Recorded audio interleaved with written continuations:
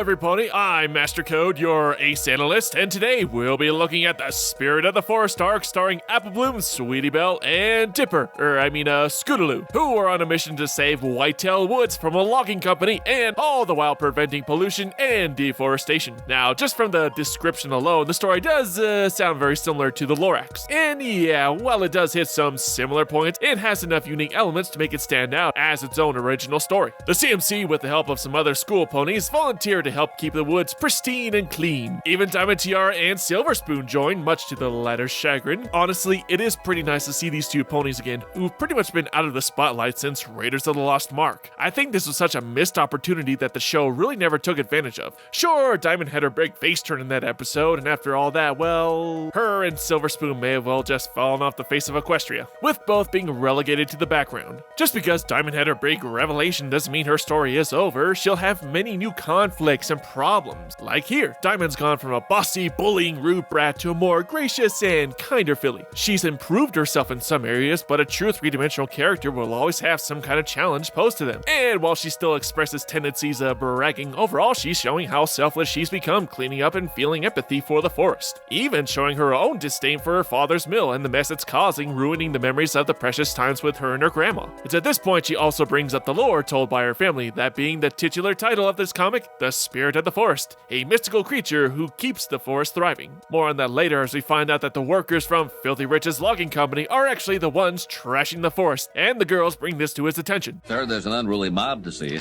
Does it have an appointment?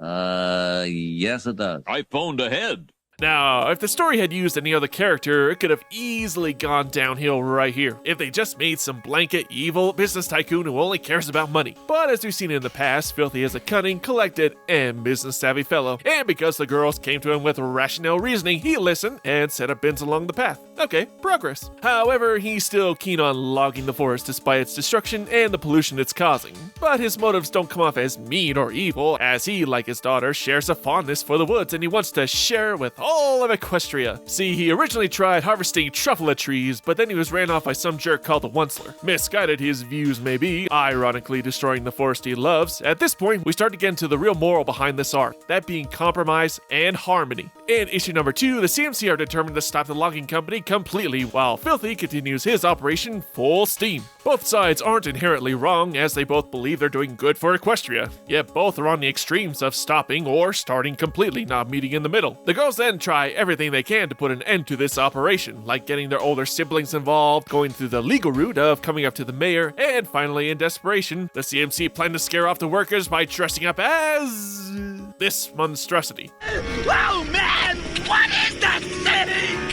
And they actually succeed scaring off the workers. So their intentions were good, however their execution was not. Instead of compromising, the girls forced their beliefs of "you are wrong" upon Filthy and his company. And they got their wish. The company is now shut down, but every pony in town who relied on the company's wood is now also in danger of going out of business. Thus, Ponyville suffered a complete and total economic collapse and was soon taken over by the venture capitalists Slim and Flam.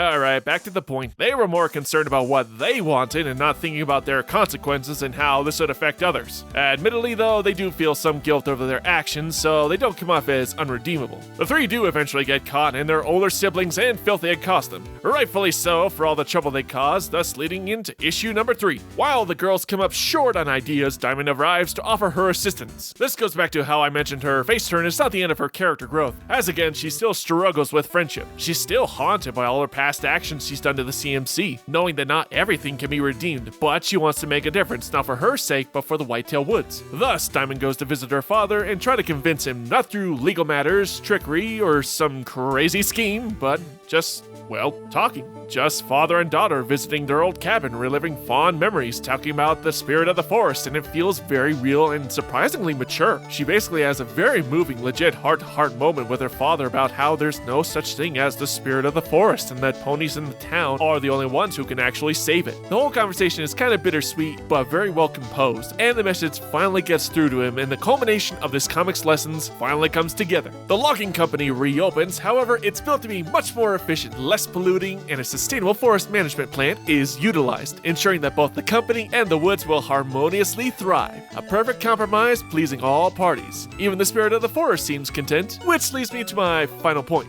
Had the spirit actually made its presence known and fixed the forest, it still wouldn't have solved the problem. Actually knowing that there's a spirit helping out with the forest, ponies would just leave the woods on its own, just becoming dependent on the spirit and not taking any responsibility for the condition of the woods. The spirit should only serve as an idea, something that ponies take on for themselves for the greater good. Throwing this spirit, or God, into the picture would have muddled the moral. Being God isn't easy. If you do too much, people get dependent on you. And if you do nothing, they lose hope. Overall, The Spirit of the Forest is a great comic arc. I love the execution of the morals, the character interactions were mature and insightful, some pretty good comedic moments, and overall just a very enjoyable comic. Well, that's it for today, guys. Until next time, MC out!